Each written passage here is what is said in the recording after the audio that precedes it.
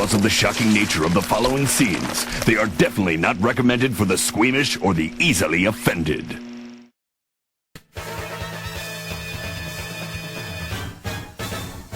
Number 12.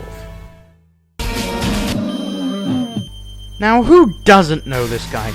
This classic headless knight of a boss has become something of an icon for House of the Dead 2, and it's clear to see why. He's like an improved version of Chariot, with his mobile weak spot, cool looking medieval armor, and lumbering size, not to mention his massive axe. I like how it's a two-man boss as well. This is the good kind of first boss you can make.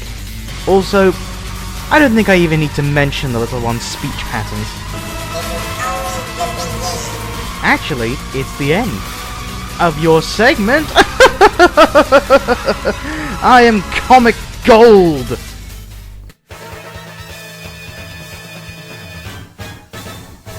Number 11. Look out, everyone! It's Jiggle Physics' worst nightmare! Temperance made me laugh out loud when I first saw him. I mean, it's a gigantic fat zombie-zilla. But Temperance is pretty unique in a few ways.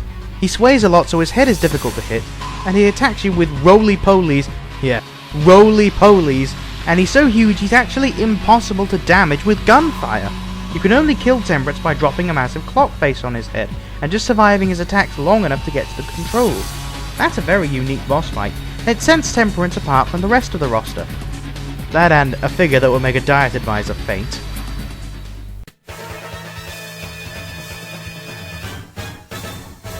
Number 10.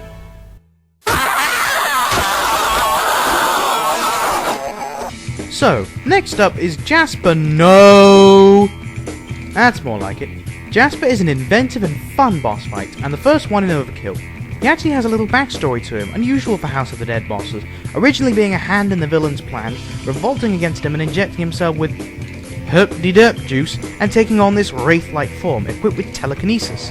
And he makes full use of it, using objects in the room to defend himself and attack, and in the extended cut, he can create a massive chunk of junk for an attack, and do that. So Jasper's the best first boss in the series. He's got a good introduction to stopping a boss's attacks, and generally pretty cool. But we've still got 9 more to go, so you know there's better than him. Sorry, Jasper. You've gone too far.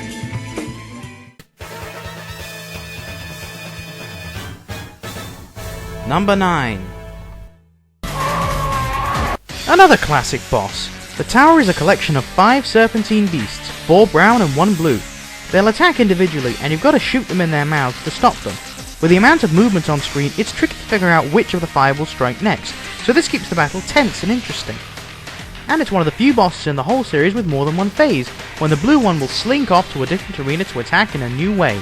It's just as tense as you need to shoot the last one at the right time.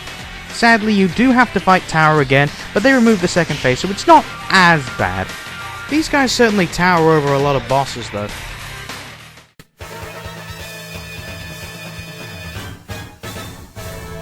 Number 8. Careful, guys, this one's a tickler. So yeah, Brutus is a wicked penultimate boss. After a few nice words from Clemens, between them, 21 counts of armed murder, 17 counts of aggravated assault, 12 counts of sexual assault, 3 bombings, and 1 instance of eating a little boy's puppy. you get to fight just this one. And good thing too, Brutus is particularly difficult in this fight. He can shoot his electrically charged arrows, charge at you, call in some backup, and charge up his shots to do more damage. Brutus has a nice design that calls back to the zombies of the original House of the Dead, with his tattoos and big guy structure. Brutus is damn imposing through a lot of the fight, stomping around like an ogre and hunting you down. He's a wonderful build-up for the final level, and a serious badass. Just don't let him near Julius Caesar anytime soon.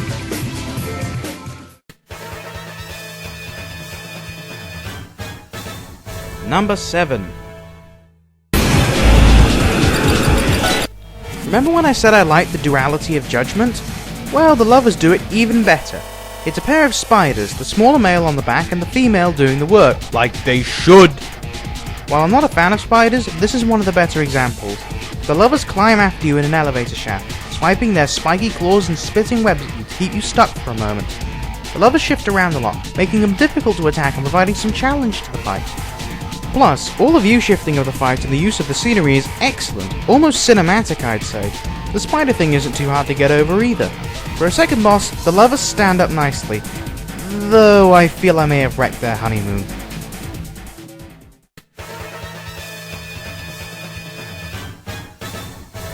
Number 6.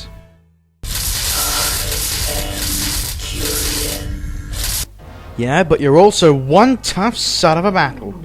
Wheel of Fate is a very difficult boss, as it should be for a final boss, but it goes a little bit far for my tastes. Well, let's face it, Wheel of Fate is just damn cool. He's a silver humanoid with Dragon Ball Z hair, wielding an impressively spiky wheel and electrokinesis. His attacks are varied and difficult to stop, while also dealing damage to him and keeping up with him. Seriously, this guy is fast! Adding on to that, unlike Emperor, Wheel of Fate has a backstory. He's the last creation of Curian to create eternal life, and is in fact the last embodiment of the scientist himself, so there's some major catharsis to this fight. If the difficulty were just turned down a bit, I'd be willing to put him higher, but he's still shockingly good.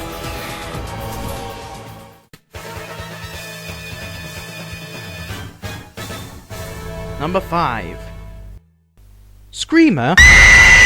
Yeah, her. This is one terrific boss fight. Screamer encompasses the perfect level of unexplained powers. Before the fight itself, you catch several glimpses of Screamer around the hospital, making you think you're watching The Ring. When you get to the operating theatre, the battle begins proper. Screamer can teleport toward you from across the room, summon up zombies to hide behind before using her sonic scream attack, and create clones of herself to confuse you. Shoot the wrong one, and she gets a free hit on you, reaching out over the black bars of the screen itself to strike you. That's awesomely creepy. Screamer's a real challenge for just the second or third boss, and the battle is really trippy and mentally baffling. Screamer's got a freakish design too, looking a lot like a medical patient / experiment thing. Not to mention, Screamer might just be the closest the series has ever come to actually being scary.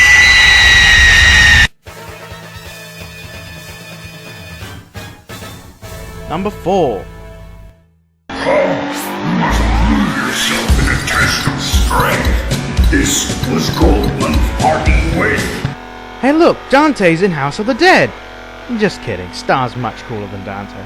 At least this one. Being the penultimate boss of House of the Dead 4, Star's no slouch, shooting magical blasts and using those two swords of his. Not to mention his tornado attack.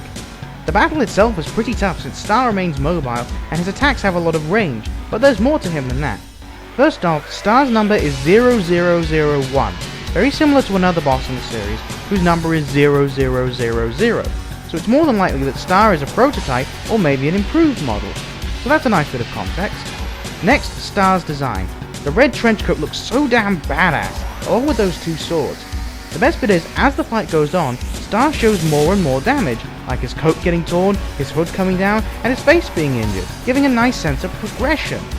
Finally, Star gets his own boss theme, Endless Battle, which is so damn intense. So, Star remains a memorable and shining example of a good boss.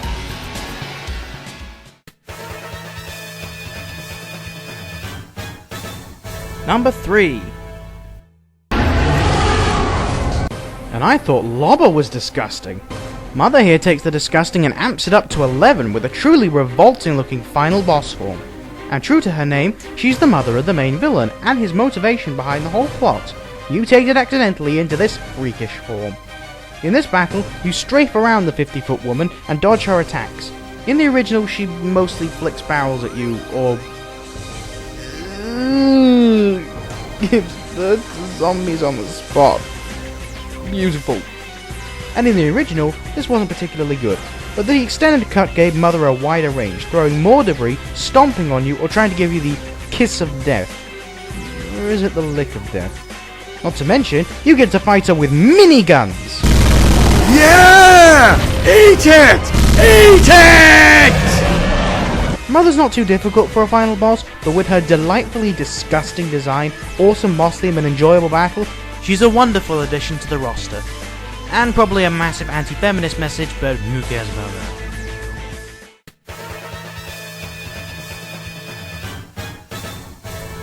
Number 2.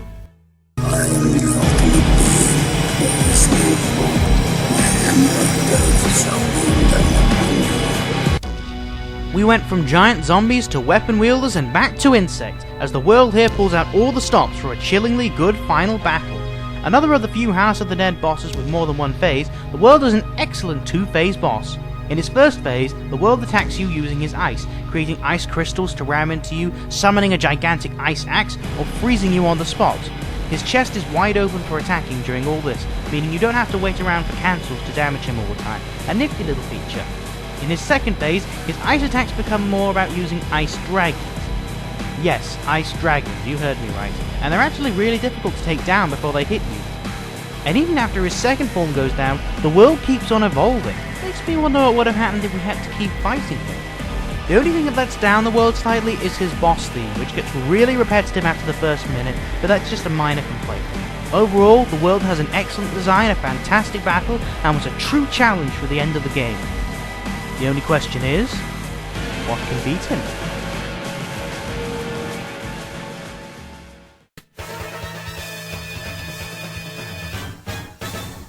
Number 1!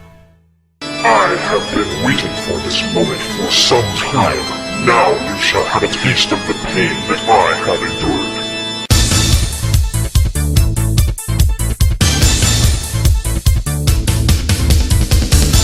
Oh yeah, there is no substitute. To me, Magician is not only the best boss in the series, he's one of my favorite video game bosses ever. And it's time to explain why. First up, his design. Magician has a very interesting and cool design, with an almost devil motif to it, and he gets some unique weak points thanks to the gaps in his armor. Next up are his battles. In total, Magician has been a boss 3 times, once a final boss, once a penultimate boss, and finally a secret boss. In all these fights, his strategies remain quite similar. He dashes around and lobs fireballs at you, or comes in close and personal with his claws. His dashing is so quick and unpredictable, you really need to keep on your toes for these fights, always making Magician a real challenge. Not to mention, in his third incarnation, Magician moves so fast, even the camera can't keep up with him. Next up, Magician's boss theme. It's been in a fair share of remixes, but it usually retains its same level of awesome each time, and I could never really get sick of listening to it. Finally, Magician's significance. Through the whole series, Magician is the only boss to reappear in more than one game, and considering the bad ending of House of the Dead 4's Special Edition, there's a real mystery to him. There's multiple Magicians, but they all share the same memories? Is there a hive mind behind the Magician clones? Is the memory just shared and passed on from clone to clone? It remains a mystery to this day, and whether it's solved or not, Magician is still a fantastic boss. Fast-paced, challenging, well-designed, and all-out awesome. He is, I feel, the best boss in House of the Dead. Well, there it is, the whole list of the top 28 House of the Dead bosses. Now remember guys, this is all my opinion, and it may not necessarily be the same as yours. Remember, it's just me talking about a game. And if you really think I'm wrong, then you should listen to this, because